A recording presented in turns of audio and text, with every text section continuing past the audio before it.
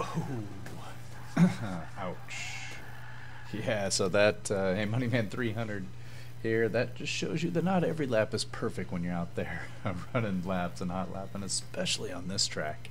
But yeah, I got another tuning video here. This time we got the Class B Subaru BRZ, and we're gonna transition into a good lap that I ran.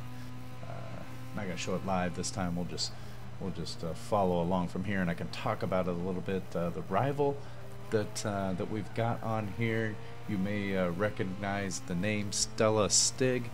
He, if you don't know who that is, and you probably already do, he does a lot of great Forza content on YouTube, tips and tricks, tunes, other fun videos. So if you're not already, check out his channel. I'll link it below.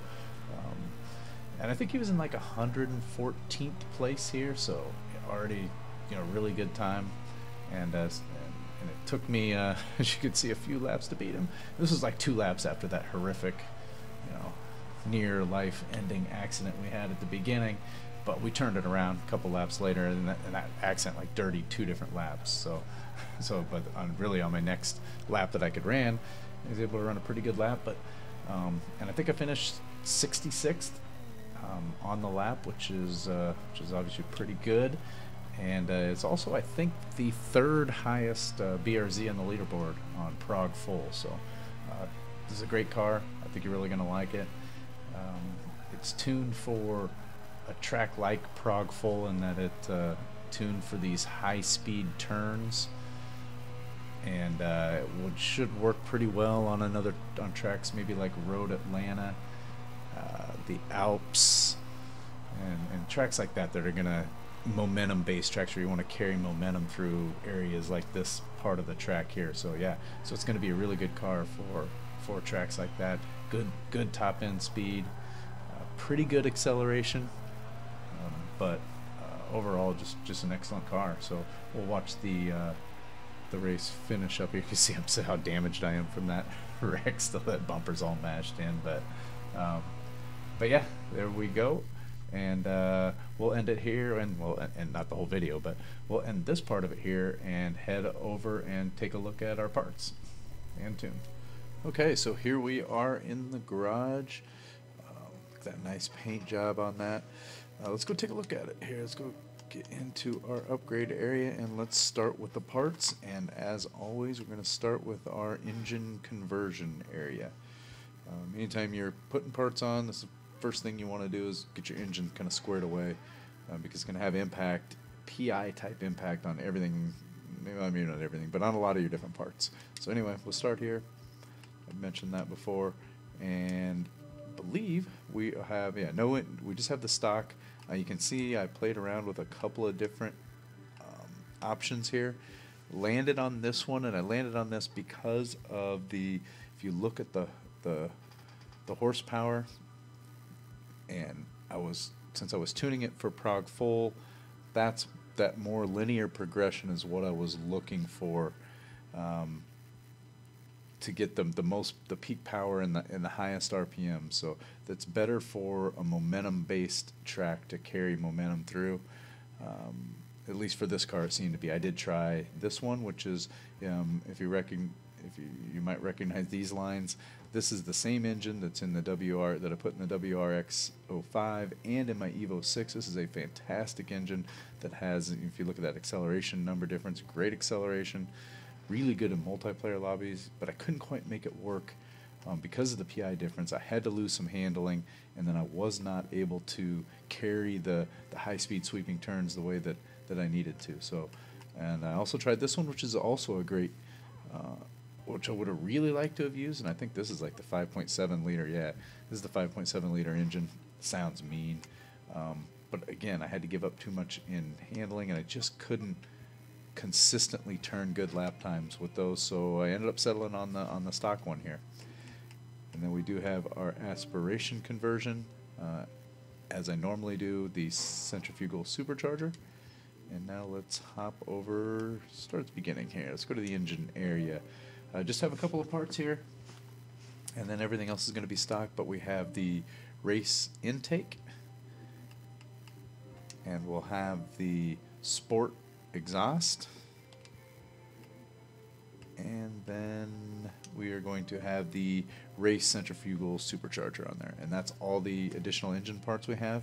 And then that gives us these numbers here, at least from the speed and that stuff. I don't think I said the numbers yet, so we'll do those real quick.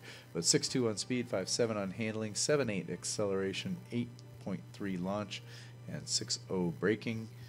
And then and I don't use these numbers a whole lot. Actually, acceleration is probably the most useful one out of all of them.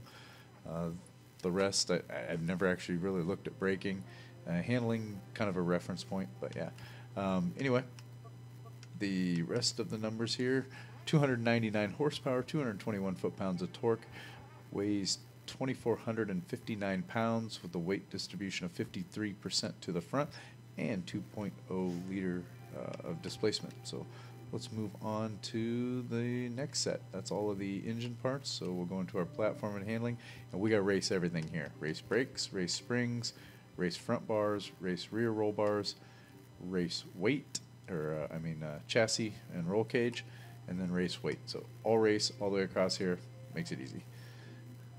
Next up, we've got our drivetrain area, and as always, I'm going to have a stock clutch. Now, if you are using the manual transmission without the clutch or straight automatic, a clutch can benefit you there. But if you're using manual with a clutch, then you pretty much always want to use stock clutch. There isn't any, you can shift quickly anyway. There's no real benefit to using the clutch, and it's just a waste of PI. But otherwise you can, but it's going to put you over here. But that's just a piece of information, as it does actually benefit you, and especially when you use an automatic. These shift times actually do mean something there. Transmission, we're going to have the stock transmission. Now, there's something I noticed when I was going through here. There isn't any reason not to have the sport transmission here. I was thinking that it was like 10 points higher in PI, and that's true if you have that rally engine in, which is that first engine swap in. Then the difference between your stock and your sport is like 10 PI. It's huge. But you actually gain a PI here, and it's the exact same gear ratios, and you lose a couple pounds. So that's why you're seeing all those numbers go down. You actually lose 2 pounds. So do yourself a favor, put the sport transmission on here, use that extra PI. Maybe get yourself a clutch if you're using automatic, or you can do the driveline option. That's always a good PI filler. Or you can go grab some different wheels, because I got some heavy wheels on here. You probably save like 20 pounds in wheels. So yeah, this car could even be better if I just put the right transmission on it. But yeah, so put the sport transmission on, fill your PI somewhere else. It comes like I said, with the exact same gear ratios. It's at, I think by default, at 410, and that actually worked pretty well on this track. But I thought about it a couple times. It would have been nice to adjust, and I could have. But anyway, I have the stock on there right now. I'm going to have a stock drive line, and as always, race differential here. So let's move on over to the tires, and we're going to have full race compound. I tried different things here, combinations with the other engine and lower tires, but this ultimately was the best for this track. So we got the race there. We have no width in the front, and this could cause problems if you try to drive this on tracks that are lots of turns. It's gonna probably maybe understeer a little bit in really tight turns, because I don't have any tire width in here. Trying to save the PI, and then, but we are going to have full width in the back. That helps with our oversteer, and especially holding those tight lines. And then the wheels, we're going to be in the first group here, and we're going to have it's like Asante AF118s. Now, like I said before, you put that stock transmission on, you're going to be able to come over here. You can save 13 pounds. You can save 20 pounds on these wheels here. Plus, I think they kind of look cooler, but these aren't bad.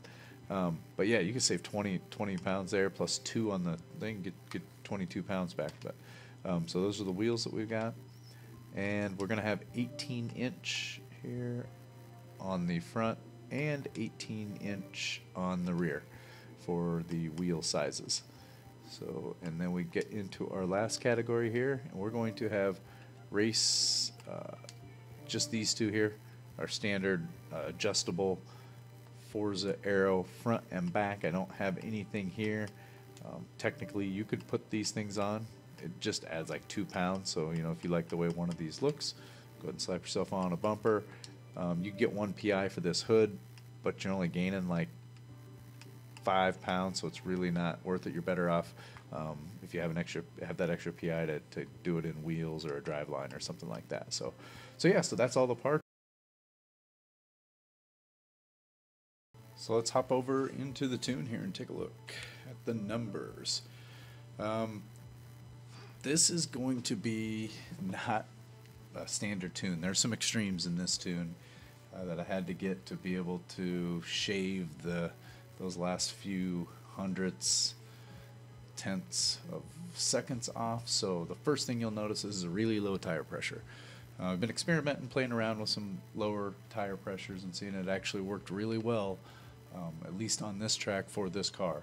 So I'll continue to play around with this, but I ended up at 25.5 and 25.5 here, which, you know, as you know, normally I've been 29 and 28, and that gets it to what's supposed to be the optimal temperature. But this worked better than that.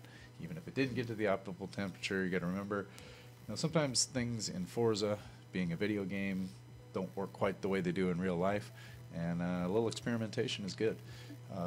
Can't adjust this, as we already talked about, but if you put the correct sport transmission on here, you could adjust this final drive ratio that's right here. So we'll move on. Alignment, another place you'll see pretty extreme camber settings here, and that was so that I could really hold coming out of a turn.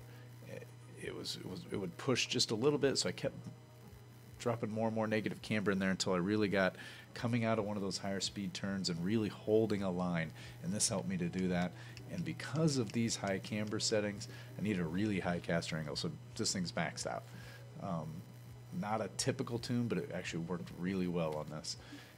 Another area where we are pretty extreme is in the roll bars, and this would be what I would call heavily oversteer tuned.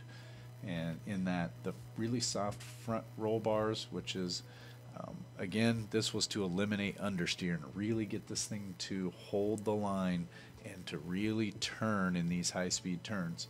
So kept going down until I got it there, and pretty much the rear, I think that's pretty close to default. I might even have bumped that up just to really get, even to help the back end come around.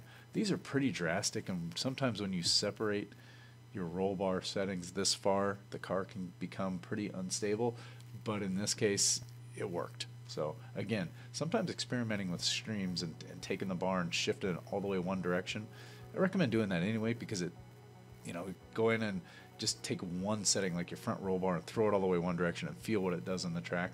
Gives you an idea then of what that setting does. But yeah, so here's the roll bar settings, 10.02 and 28.36.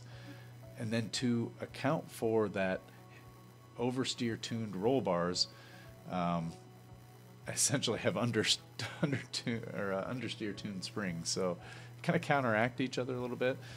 The front springs are pretty close to default, I believe. They might be a little soft. I probably started with a base tune. As a matter of fact, I'm sure I did, which was softer than the regular. And then softened up the rear a little bit more. What this helped with is, because I was so oversteer tuned and because I had so much camber, I was getting wheel spin coming out of turns. So there are two things that I could help with the wheel spin. One of those is softer rear springs, and they're quite a bit softer. The other, as you'll see when we get there, is lower accel differential settings. So, and then the ride height, because you have to drive over those curbs in the city area, these are actually higher than the default values, and the rear is even one higher because I could see some sparks in the top of the hill, and I was bottoming out a little bit, so I bumped that one up even higher. So running the rear just a little bit higher than the front on that, but there's the springs at 547, 366.7, and our ride heights at 5.3 and 5.4. Dampening, this is a little bit more normal to what I would have, and I've got higher in the rebound, and this is pretty close to default though. There's nothing drastic about the rebound, but I always like to go a little lower. I'm usually around 2. I'm just a touch higher in the bump stiffness area. So I've got 9.0, 8.4, 3.0, and 2.8 for rebound and bump. aero. I do have full aero, and I mean, a lot of times if you see my videos I'll run default, but I played around with the aero a little bit, took it all the way out, put it in the middle, put it all the way in. I like this setting the best. This actually kept the car really planted and stable. Again, when we're talking about a track that has higher speed turns and things like that, downforce is usually a good thing. So I have full downforce at 100 and 200. Standard brake settings, maybe a little lower on the pressure here, and again that's because you're not on this course. I'm not really using the brakes a whole lot, just in a few track we'll call it a track. On this track I'm not using the brakes a whole lot, so not a great deal of brake pressure on that, but certainly adjust to your you know, what feels good to you. And then differential, as I mentioned, we have a lower and this would be lower than normal, especially in a car like this that isn't super high in horsepower, but because it was so oversteer tuned, I used the lower acceleration differential to counteract that. And then I have a little bit higher than what I would normally have. I'm usually around 8 or 10 on the deceleration, but I wanted to be able to come off the throttle and have that help me with decelerating the car, to not have to use the brakes in a couple of places. So I was able to do that, and the car was still stable. So sometimes if you turn that up and you go to turn in and let off the accelerator, you can kind of lose traction with the way that your differentials lock up. But if you're doing that, you can bump it down, but in this case it was still stable here. So yeah, that's all the numbers, parts, tunes, driving, and that'll cover it. You can grab this car. I have the setup saved out there if you want to download it and you don't want to have to go through and put in the numbers, but otherwise it's a great car. Should be fun to drive out there, and we'll end it with that. Thanks for watching, and we'll talk to you guys in the next one. Later.